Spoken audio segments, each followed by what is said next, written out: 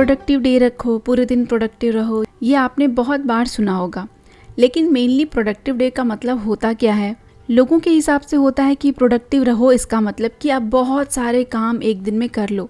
मेरे हिसाब से प्रोडक्टिव डे का मतलब होता है आपने उस दिन के लिए जो जो काम सोचा है वो सारे काम अच्छे से कंप्लीट हो जाएं, बिना किसी टेंशन या स्ट्रेस के। Hello everyone, welcome to all of you in my today vlog. आज इस व्लॉग में आप लोगों के साथ मैं कुछ रेसिपीज शेयर करूंगी जो कि बहुत इजी और टेस्टी रेसिपी हैं, और उसके साथ मैं अपने रूटीन के साथ साथ आप लोगों के साथ कुछ प्रोडक्टिव होने का टिप्स भी शेयर करूंगी, ताकि आप भी घर के काम के साथ साथ अपनी फैमिली का सबका ध्यान रख सके, वो भी बिना किसी टेंशन के। तो यहाँ पे मैं बना रही हूँ लंच बॉक्स रेसिपी में वेरी इजी रेसिपी और बहुत टेस्टी भी लगती है, पालक पनीर की रेसिपी। इसके लिए पहले मैंने कढ़ाई में पनीर को हल्का सा तेल में फ्राई कर लिया और उस पनीर को निकाल करके पानी में रख दिया। उससे पनीर हार्ड नहीं होते हैं, सॉफ्ट रहते हैं। फिर उसके बाद इसी कढ़ाई में जो तेल बचा था उसमें थोड़ा सा लहसुन, जीरा और हींग का तड़का लगा करके सूखी लाल मिर्च डाली है मैंने, और उसके बाद यहाँ पे मैं डाली हूँ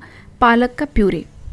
तो प्रोडक्टिव होने का सबसे फर्स्ट रूल ये है कि आपको हर चीज़ प्लान करके रखना होगा, चाहे वो किसी भी फील्ड में हो, काम में हो, वर्क में हो, कहीं जाना हो, या फिर घर का काम या कुकिंग ही क्यों ना हो।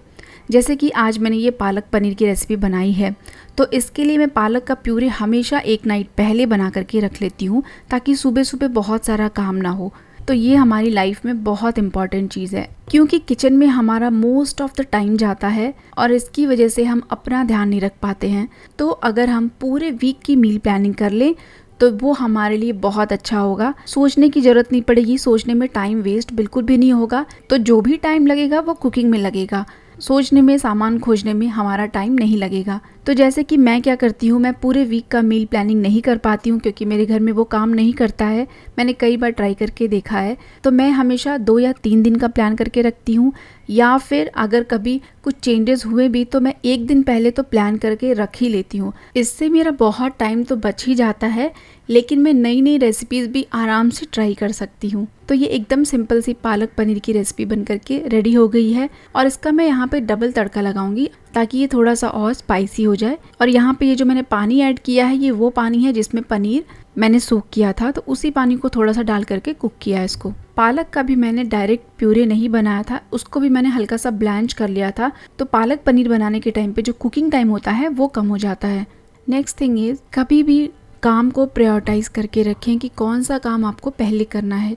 जैसे कि मैं अपना ही अगर एग्जांपल दूं तो मैं हर रोज़ एक्सरसाइज करने की कोशिश करती हूँ, बट कभी अगर कुछ ऐसी रेसिपी होती है जिसमें टाइम ज़्यादा लगता है तो उस दिन मैं पहले कुकिंग का काम ही शुरू करती हूँ, और जब सारा काम हो जाता है तब मैं आराम से योगा एक्सरसाइज कर लेती हूँ। उससे क्या होता है कि पहले तो माइंड को बहुत सुकून मिलता है, और जो भी हम एक्सरसाइज या योगा करते हैं बहुत आराम से कर लेते हैं।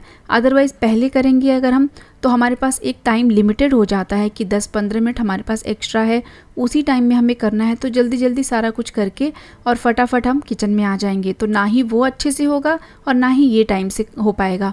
तो घर के बहुत सारे काम होते हैं, उसमें से आपको प्रायोरिटाइज़ करना बहुत ज़रूरी है कि कौन सा काम पहले करना है, कौन सा काम ज़्यादा इम्पॉर्टेंट है। यहाँ पे मैं ब्रेकफास्ट में बना रही हूँ वेजिटेबल्स सेमिया उपमा, जो कि एक बहुत टेस्टी और हेल्दी रेसिपी है। ये आप बच्चों के लंच बॉक्स में दे सकते हैं, इवन आप ब्रेकफास्ट में भी खा सकते हैं।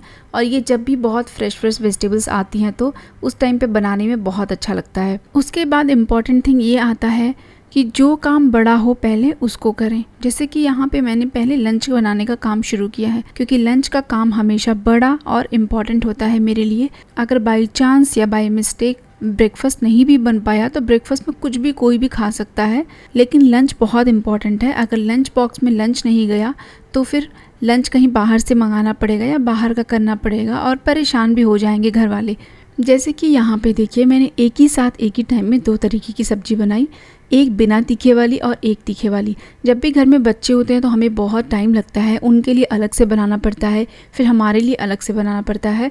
तो आप कुछ ऐसी रेसिपीज़ बनाएं जिसमें आप बिना तीखे वाली सब्जी पहले निकालें और तड़के में आप तीखा डाल सकते हैं।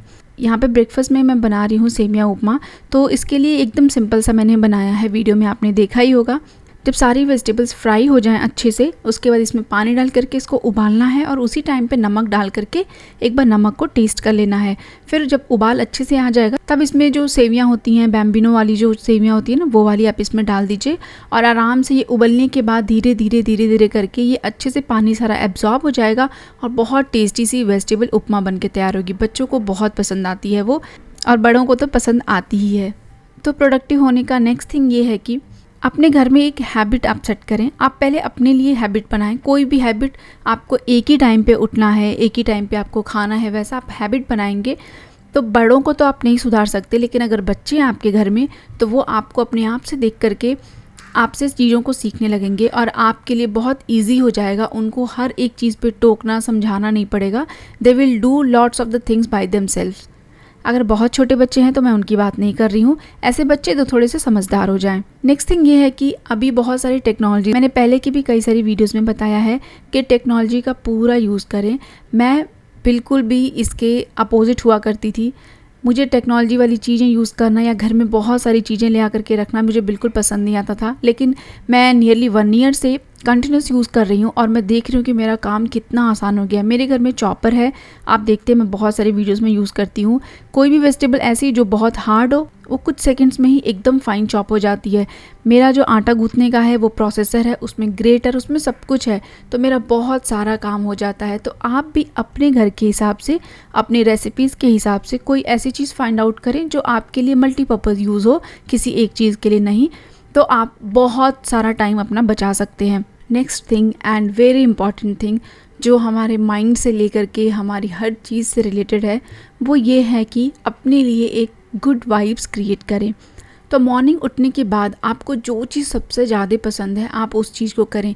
अगर मान लीजिए आपको प्लांट्स, आपको ग्रीनरी बहुत पसंद है तो आप अपने रूम में कुछ प्लांट्स रख सकते हैं, अपने किचन में कुछ प्लांट्स रख सकते हैं, या फिर आप अपनी बालकनी में जा सकते हैं, वहाँ पे थोड़ा सा टाइम स्पेंड कर सकते हैं। आपको अगर खुशबू पसंद है, आपको शांत या लाइट म्यूज़िक पसंद है तो आप लाइट म्यूज़िक कुछ भी प्ले करके और आप कोई सेंटेड कैंडल ऑन कर सकते हैं, या फिर आप अगरबत्ती जला सकते हैं, आप धूप जला सकते हैं। आपको जो चीज़ बहुत पसंद है थोड़ा सा टाइम, एटलीस्ट 10 से 15 मिनट उस चीज़ के लिए दें। आप देखेंगे आपका मूड तुरंत इन्हांस हो जाएगा।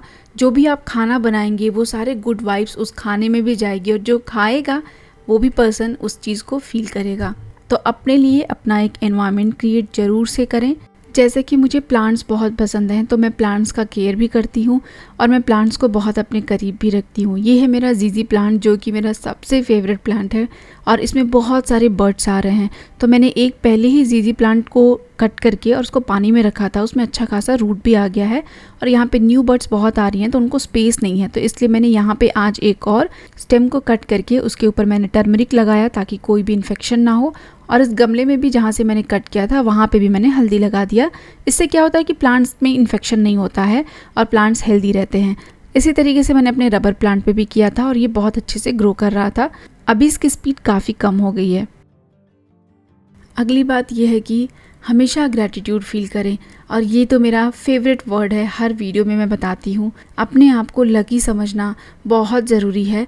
आप नेगेटिव थिंग्स छोड़ करके अपनी लाइफ में जो भी पॉजिटिव थिंग्स हैं आप उन पे ध्यान दें, फिर देखेंगे आपकी लाइफ कितनी खुशियों से भर जाएगी। Next thing is keep organise your home, organise your kitchen. Organisation का मतलब है कि हर चीज़ें अपनी जगह पे रहें। अगर वो कभी इधर उधर हो जाती हैं तो उन्हें वापस से उनकी जगह पे रख दें। और ये काम करने के लिए आप पूरा घर बिखरने का वेट ना करें, जब भी टाइम मिले तो आप उसको रख दें। और इसके लिए जो नेक्स्ट पॉइंट है वो बहुत ज़रूरी है, जो कि है टाइम ब्लॉकिंग। टाइम ब्लॉकिंग एक ऐसी चीज़ है कि इससे आप कम टाइम में ज़्यादा काम करते हैं और बहुत एफिशिएंटली काम करते हैं और आपका मूड भी एकदम हैप्पी रहता है। आप चाहें तो टू डू लिस्ट बनाएं, उसके लिए ऐसे बहुत सारे प्लानर्स भी आते हैं। जैसे कि ये मेरे पास नया प्लानर आया है और मैंने इस ईयर में प्लानर कोई नया नहीं ख़रीदा है, मेरे पास जो भी था मैं उसी से कंटिन्यू कर रही हूँ। लेकिन ये वाला मेरे हस्बैंड लेकर के आए थे तो काफ़ी सुंदर लगा मुझे, तो मैंने रख लिया। तो बात करते हैं टाइम ब्लॉकिंग की। तो टाइम ब्लॉकिंग किसे कहते हैं कि एक पर्टिकुलर काम के लिए आप एक टाइम ब्लॉक कर लें, मतलब कि आप अपने आप को कुछ टाइम दे दें। आप इस टाइमर को अपने फ़ोन में भी लगा सकते हैं। और जो साफ़ सफाई का काम है वो तो रोज़ ही रहता है। जैसे मान लीजिए लिविंग रूम है, वहाँ पे आपको सोफ़ा सेट करना है, तो आपको लग रहा है कि वहाँ पे 5 मिनट में आपका काम हो जाएगा, तो आप क्या करें कि आप 10 मिनट का टाइमर लगा लें या 7 मिनट का टाइमर लगा लें। और अपने आप को चैलेंज करने से हमारा माइंड भी ना, अगर टाइम से पहले उस चीज़ को ख़त्म कर देता है तो हमारा माइंड भी बहुत हैप्पी होता है और हमें स्ट्रेस भी नहीं होता है।